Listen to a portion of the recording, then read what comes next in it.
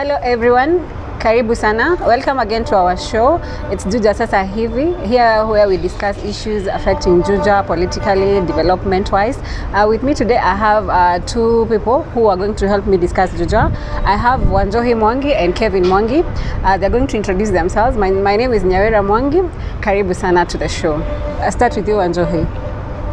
Good evening viewers, my name is Juja Politics, a youth leader in Juja and the larger Koimburi. Pleasure to be here.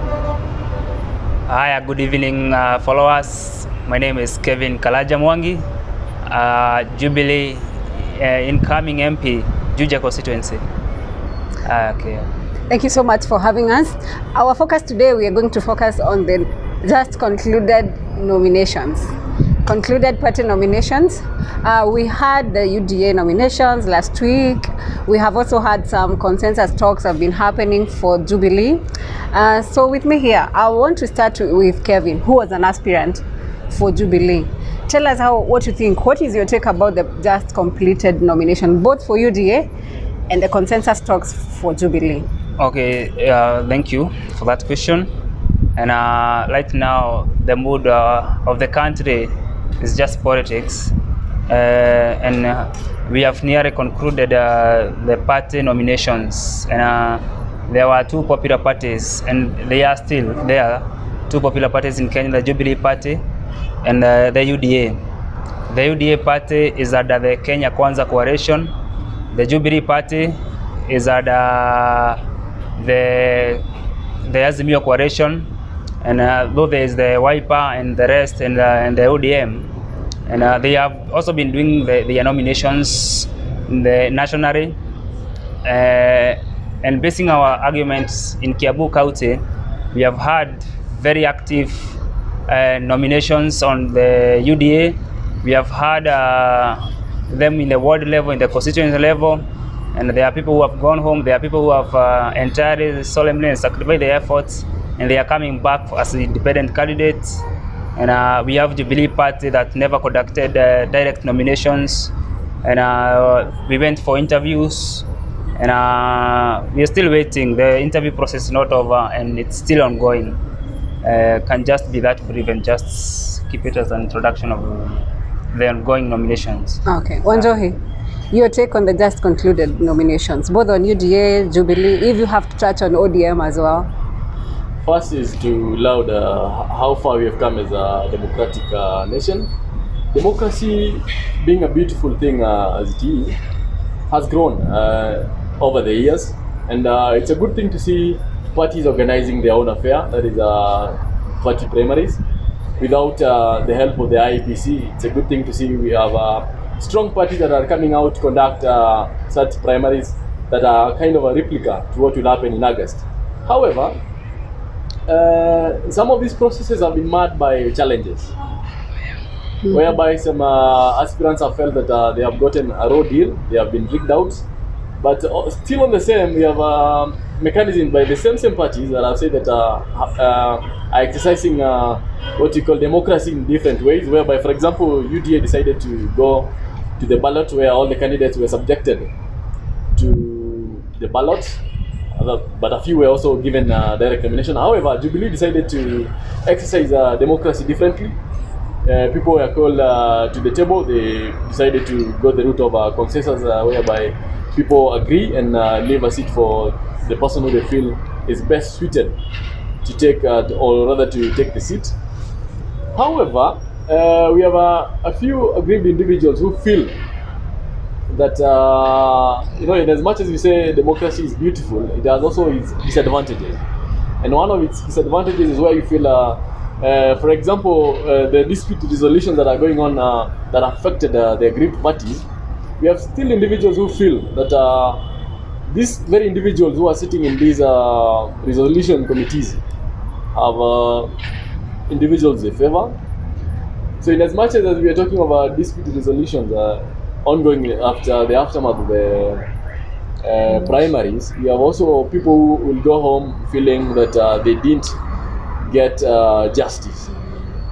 So, however, it's also still it's also I need to acknowledge that in as much as we are having challenges, we are growing, It's not where we were. Like for example, I remember in 2017, 2013, where, for example, the ODM nominations, we have people who stormed in, popularly called the Men in Black, and they halted the entire process.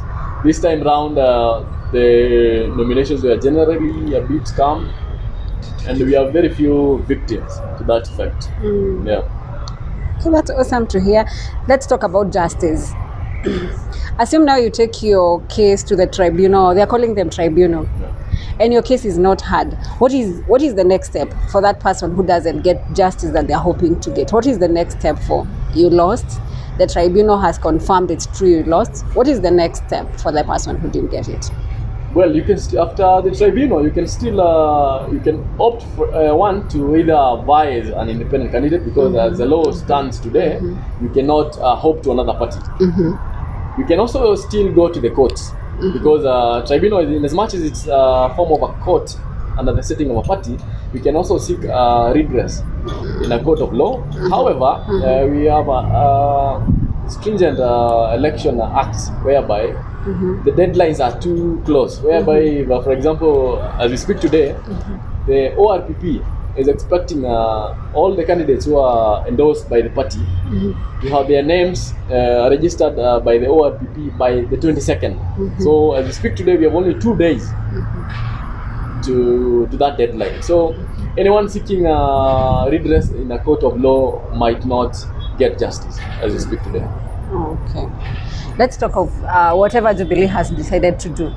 Let's sit down on the table, have coffee, agree. Eva is not the best, Kevin probably is the best. Why did Jubilee decide to do that? Okay, one thing, I can't justify that process because people cried for justice, and the only justice you can be served is going for nomination, and because you can, that's the time you know your full potential, and you give people opportunity to come and distinguish their most favorite candidate.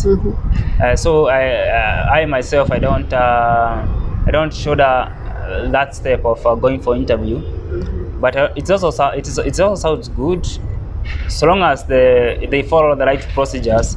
It can serve justice in a way. Though currently we have an ongoing case in the party tribunals where we believe that the processes being followed are not rigid, they are not transparent, and they need more serious interventions. And I believe we'll be heard and justice will be served. And what are these right processes, or rather right interviews talking about? First of all, the party, if decides that we won't go for nominations, they can conduct surveys. They set straw polls.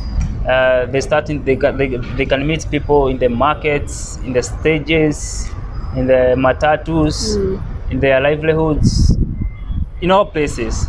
They collect samples, and they use those scientific samples to distinguish the best candidates and the most popular and the most electable candidates. And if those processes are well followed, then we can see the process is has justice.